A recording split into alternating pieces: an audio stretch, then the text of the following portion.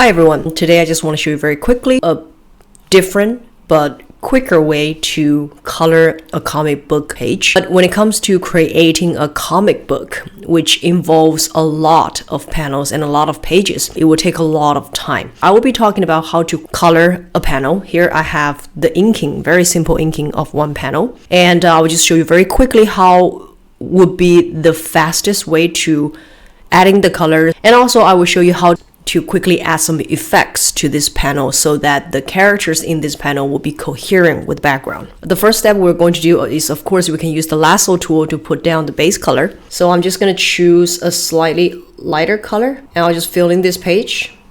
It's grayscale, right? The first thing you want to do is to very quickly use a brush. Here I'm just using either medium hard brush or the hard brush, which are both default brushes that comes with Procreate. And I'll choose a slightly darker value. So in this page, the light is basically coming from up to down, slightly in this direction.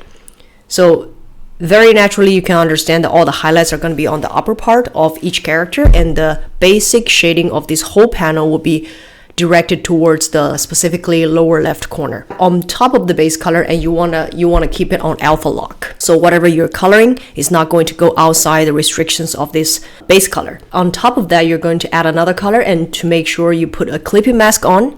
So in this layer, I'm just going to put down the basic shading for all the characters. In this panel, I'm going to use hard brush to very quickly sketch out where the shadows are going to be, just leaving the parts of the highlights out. Just not caring about the material of the character that you're drawing, their clothing, their muscles, so on and so forth. You're just very quickly drawing down where the shading, the basic shading of this panel is going to be on. And of course, later on, depending on the shape of the surface that you're drawing, you can add in darker colors to change the value of your shading later on. So I can use the lasso tool, actually make this process a lot faster. And then when it comes to her body, I'll use an even bigger brush just to very quickly sketch down where all the shadows are going to be, just to make sure that my contrast is exactly where I want. To detail things a little bit more, I can add another layer on top of that, also use clipping mask, and then make the value a little bit darker to shade the places which are more dented.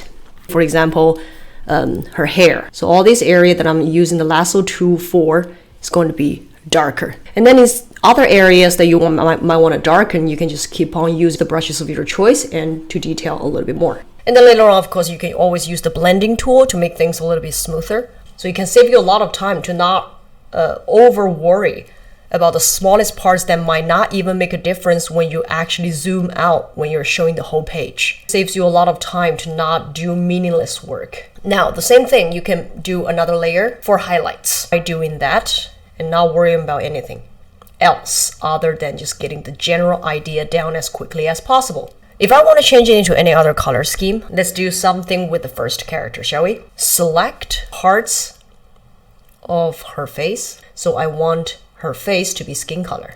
I'm just gonna drag it over there. So the basic shading part, you can also just click on that layer, make sure that it is on alpha lock, and then choose a slightly darker shading color. Just brush the parts.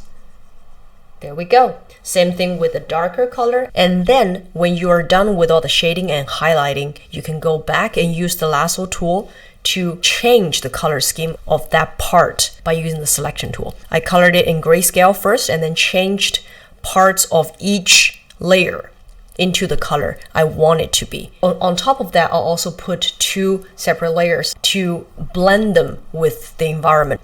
I added another layer and I set it to multiply, and I put in this blue tone color, and then on top of that added another layer and I set it to add. I added another blue toned highlight. So by doing that, I saved a lot of time coloring this panel, and I saved a lot of time to blending the characters with the background. We look at this whole panel as a coherent and complete unit, and then we go in there and change parts of the color scheme and put on filters later on. If you like this, please like and subscribe, and I look forward to seeing you in the next video.